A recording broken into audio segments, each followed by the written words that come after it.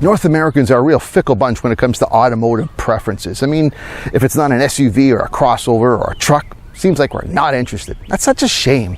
There's so many good categories of vehicles that meet typically what you would want a family vehicle to be, for example, but we just don't pay attention to them anymore or don't want them. Minivans, oh, branded. Oh my God, who wants an ugly minivan, even though the versatility is fantastic, and thankfully there's still a few that exist. Sedans, I mean, you know, sedans work, but we don't like sedans. We like the heftiness of a truck or an SUV, so we buy those. And another category is wagons. Once upon a time, wagons were everywhere. Now they seem to be almost nowhere in North America. I think the majority, 80% of in the United States, the wagon market is the Subaru Outback. But there's still some great European wagons that are available here. You've got stuff from Volvo and Audi and Volkswagen, and of course Mercedes. This here is a 2021 Mercedes E450 Wagon. But it's not the wagon. In order to make North Americans like this more, they've created this all-terrain version, which is basically kind of like a luxury version of the Outback. And, well, we're going to take a look at this wagon, but it's not a wagon, to make it look more North American. Anyway, that's what we're going to take a look at in this review. Don't get me wrong, I don't have anything against crossovers and SUVs. I mean, they obviously do have functionality, and look, they're selling, so, I mean, automakers are only making what people want. But if you're looking for something different that meets the needs of families and you don't want to go big and bulky for a minivan, I mean, a wagon is a great choice. Dimensionally, this look of this E450 wagon, well, it's about the same size. It's bigger than an Outback, since we talked about that, but it's about the same size, I guess, as a Volvo V90 wagon.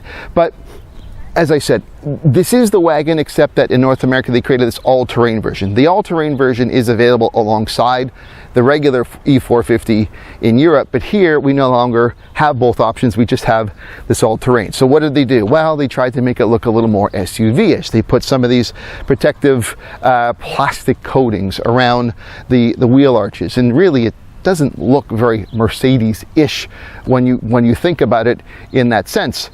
In addition, on the front here, they've created a different grille, more of a all-terrain kind of grille, to give it this idea that this might be more of a all-terrain vehicle. They even created what is more of a decorative skid plate. It's not a real skid plate. You're not going on here. I mean, if the idea is that this is more rugged and you might want to consider it as an all-terrain vehicle, you got to bear in mind that even though there is an adaptive air suspension with this vehicle, the maximum clearance here is really only like 5.7 inches. So I don't know where you're really going to go off-roading when you can't get anything, you know, above 6 inches in terms of clearance. So again, it's more decorative and it's about an aesthetic. You're really trying to appease to a demographic that for some reason sees a wagon as unattractive. But it's got plenty of versatility, it has plenty of capabilities, and you know what, just for something different, look, if you're someone who likes to stand out and be seen as different, I mean, this is a great choice because it certainly gets noticed for the uniqueness, despite once upon a time there being tons of these on the road. Another big advantage that a wagon has, say over a sedan, if you like a lower profile vehicle, is it's got tons of cargo space. This E450 wagon has 34 cubic feet of storage space with the second row seats up. Put them down, you've got 64 cubic feet of space. That's tons of room. Now some people could say, well, yeah, but it's a low profile, so there's a low roof height. But no, because look, the egress, it's a lower entry point as well. It's at my knees. In fact, if you've got heavier, bulky items, it might be easier to get it into this wagon than it would be, say, a mid-size SUV where you've got a higher threshold to cross over. But plenty of room, functionality. Again, another bonus about having a wagon. With the update to the E450 all-terrain, there are some changes on the interior as well.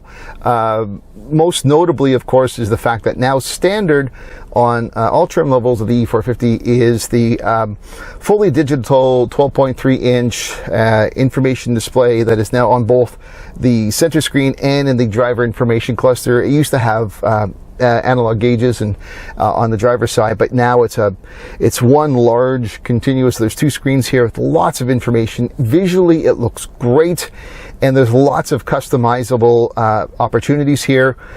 With your new wheel as well, there are a number of controls you can have on the wheel. The driver information side is controlled through a sort of a slide point here on the left side of the wheel.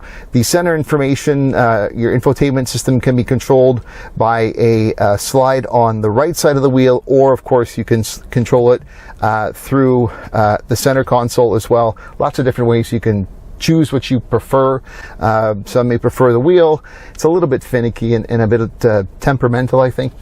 Sometimes it might be easier. You'll learn over time. But overall, the visuals look great. As I said, the wheel itself has customizable features. There's different positions for it. Again, if you're not used to German cars or European cars, the gear selector is where you might normally have a turn signal on North American vehicles. It confused me a couple of times. I may have put it in neutral once or twice without realizing it. I even had to find out your heated steering wheel is down by the wheel on the inside as well. Interestingly enough, this trim over here there are some upgrades. I have heated seats, but if I want heated and cooled seats, I got to go up to another package, which is another, $1,000 or $2,000. And I don't know, maybe I'm just being nitpicky, but if I'm in a Mercedes, an E-Class, and I'm spending the money I am, just give me the cooled seats. It just seems kind of silly to be nickel and diming on stuff like this that you can get easily on a mainline brand at not always the top level. So that's just a little bit there. But overall, tons of customizable options, and the accent lighting at night is something I really enjoy as well. You have the LED strips that run across the front, and it looks really nice because you can program it to run different colors. I've actually enjoyed driving at night because just visually this interior cabin looks really sharp. But generally, again, this is a comfortable interior, well riding, visually appealing, pretty solid overall.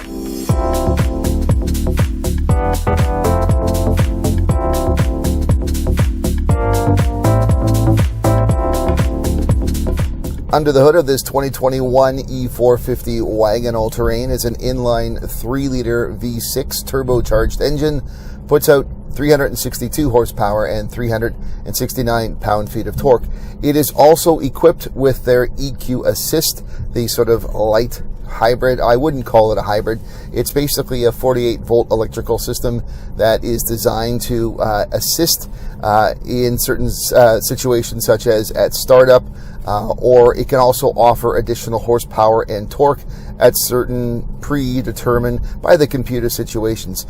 Stuff like that, it does help with overall fuel economy. You got to remember, I'm not a big science guy. I got 51 in 11th grade physics, but I do understand the principles of momentum and inertia. It takes a lot of energy to get a heavy object moving, but takes less energy to keep it going. So the EQ, the electrical part, will sort of assist at the beginning, thus improving overall fuel economy. With respect to fuel economy, the combined fuel rating for this vehicle is 9.8 liters per 100 kilometers, or 24 US miles per gallon. I haven't quite hit that myself. I've been a little bit over it today, or this week I should say, but it's I haven't done as much highway driving, and again, combined is usually a combination of 45 highway, 55 city, and I've been almost doing very little highway driving at all. So I would imagine that the rating is pretty true. Overall ride comfort and handling is fine. There are obviously different drive modes, and there is an adaptive air suspension should you need that extra lift and height. It's electronically controlled. There's a switch here just in the center console. Again, maximum ride height is maximum clearance, I should say, is just like 5.7 inches. So this really isn't that all-terrain off-roading vehicle. You've got most of your more traditional vehicles have 7, 8, 9 inches of clearance, even more than that. So I wouldn't really consider this an off-roader, except that it is more palatable to the North American marketplace. There are different drive modes that you can put this vehicle into. You've got your comfort, which is your baseline, and it really is quite comfortable.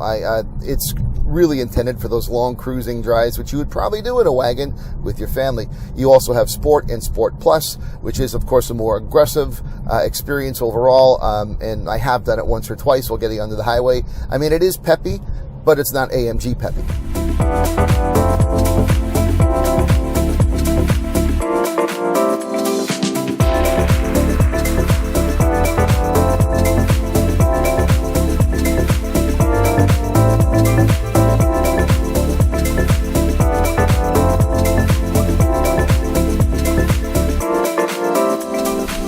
It's not often anymore that I get to review wagons. That's just simply because there aren't many left to review. But every time I do, I get this feeling that, yeah, these vehicles work and there should be more of them here available.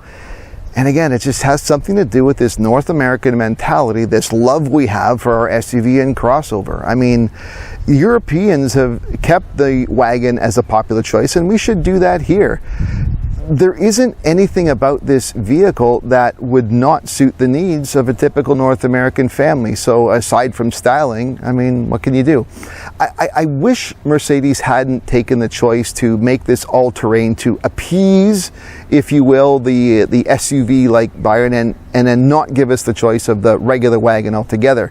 I don't fault them. I understand why, but I wish they really didn't feel they had to do it, because you got a fan of me with wagons. I mean, I've raised 4 children and I understand the versatility that's necessary in a family vehicle.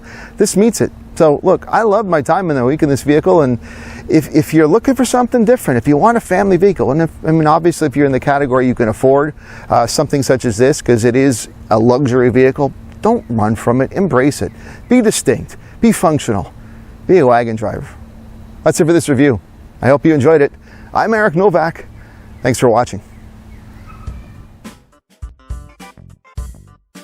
There's plenty of ways for you to keep connected with me, so check out some of my social media links, suggested videos, and I'd really love it if you subscribe to my YouTube channel.